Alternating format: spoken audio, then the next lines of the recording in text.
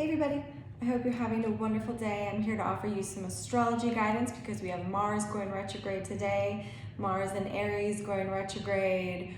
Whew. So we can all take a deep breath and just know that we are still moving forward, but we are moving forward in a way of going inward because we have all just accumulated a storehouse of things. We've taken action upon different things in our lives recently which have provided just an abundant reality for all of us. If you're feeling exhausted, that's why, because Mars in Aries has constantly been keeping us going because it's been fueled from the South Node in Sagittarius saying, these are things that you're comfortable with, and here's the treasure trove of things from your past life, from this life, that you can now utilize to help encourage you to take action, to identify, so that you can become this new identity for the collective.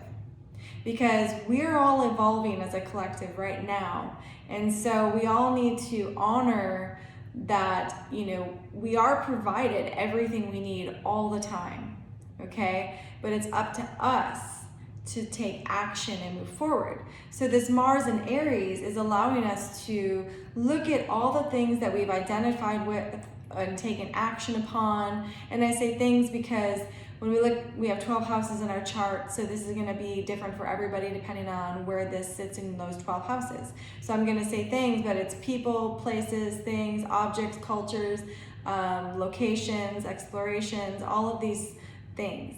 And so when we look at all these things that we've most recently identified with that we're actually familiar because they're coming from the South Node, right? Now we get the opportunity to further identify with them.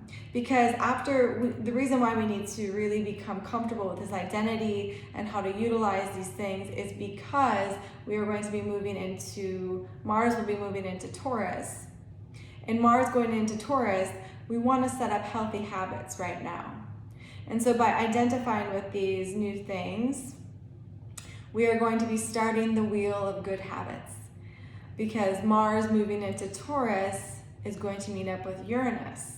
And this is going to be a big breakthrough for traditions, habits, rituals, patterns, standards of living. So we really want to make sure that we are fully identifying with the things that we've been taking action on that are new yet familiar.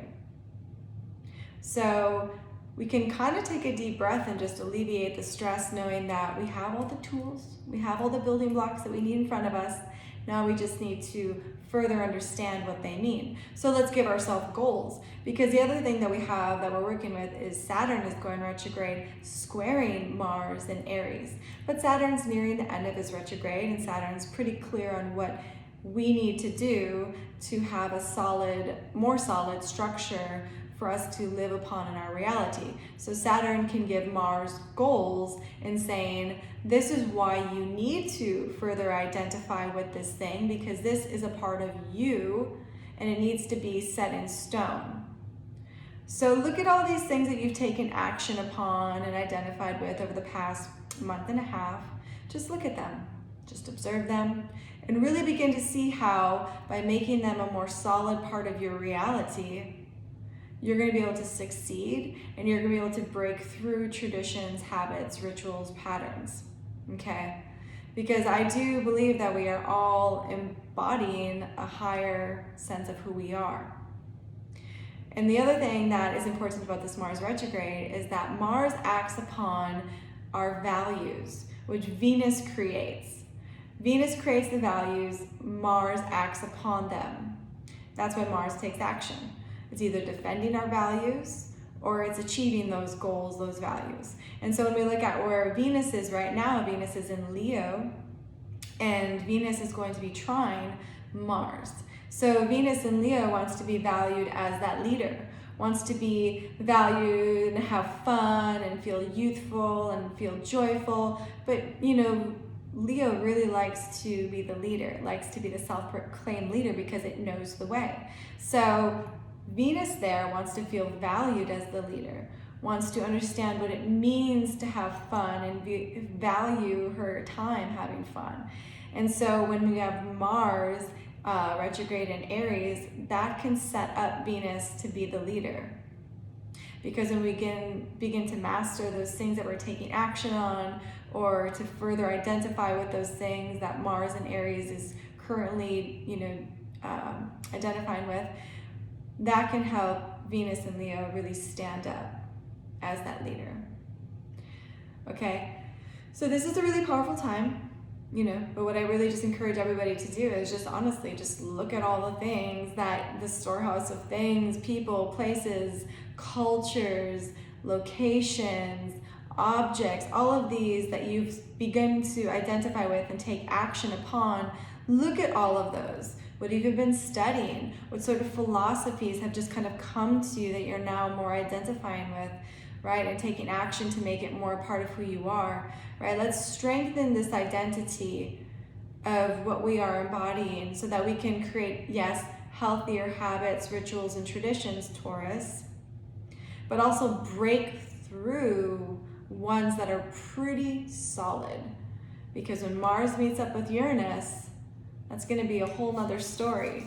But let's get Mars set with our identity so that we can be very strong in our habits and traditions and rituals, so that we can just break through that resistance and we can fully understand why chaos happens, what it's actually getting us to do. Okay? Because yes, Saturn retrograde Capricorn, we are restructuring our reality. And these are just a few aspects going on. When we look at astrology, it really is a flower of life that just keeps blossoming and blossoming, and every petal has its purpose, and every movement and everything has its purpose. And so when we look at astrology, it helps us break it down step by step by step, what we really need to do. And the focus right now is to channel our fire. Channel our fire so that we can further identify with that which we are becoming, that which was the gift of the South Node, giving us the fuel that we needed, right? Because then we also have that sextile to the North Node in Gemini. You're a channel of divine. And so by taking these things that you've accumulated over the past month and a half, by looking at those and really identifying with them, this is going to help you be a better channel for divine. This is a really exciting time. Not only are we restructuring the reality upon which we personally are living on, we're restructuring the world at large. And we are all an essential role here. And so that's why it's really important too to make sure that this fiery Mars and Aries energy is being guided towards what your agenda is for the greater whole.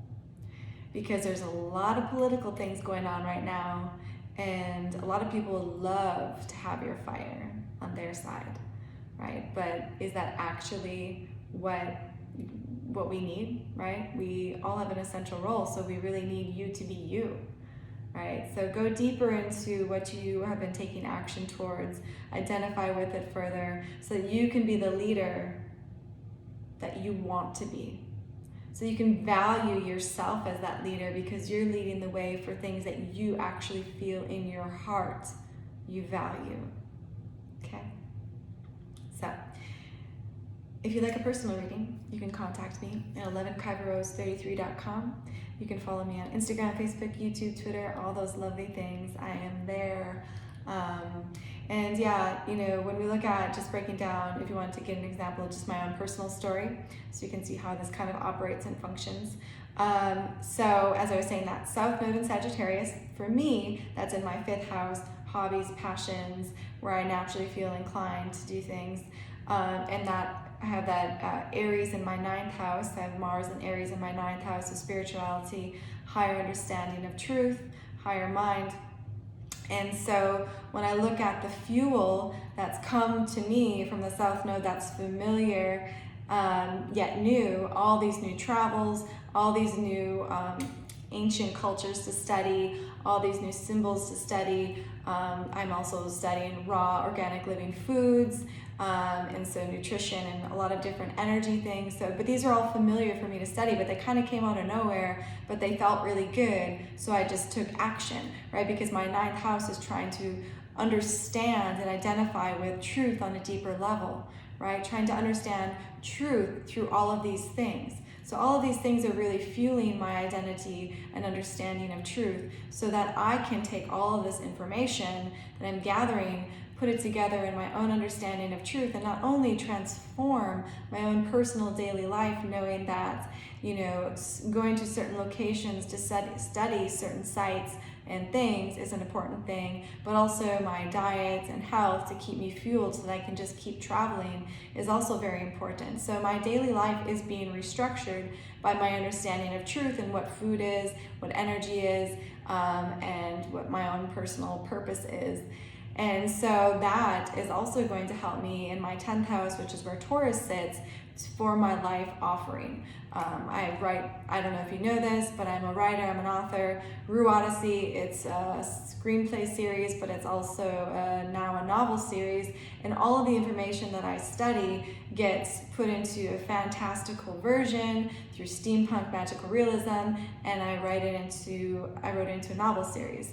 Well, taking the screenplays and making them into novels has actually been quite an enjoyable experience because I've been able to take all the things I'm studying right now and put them into these novels in a very fun, fantastical way that's entertaining. So as I brought in my own personal horizons of truth, Mars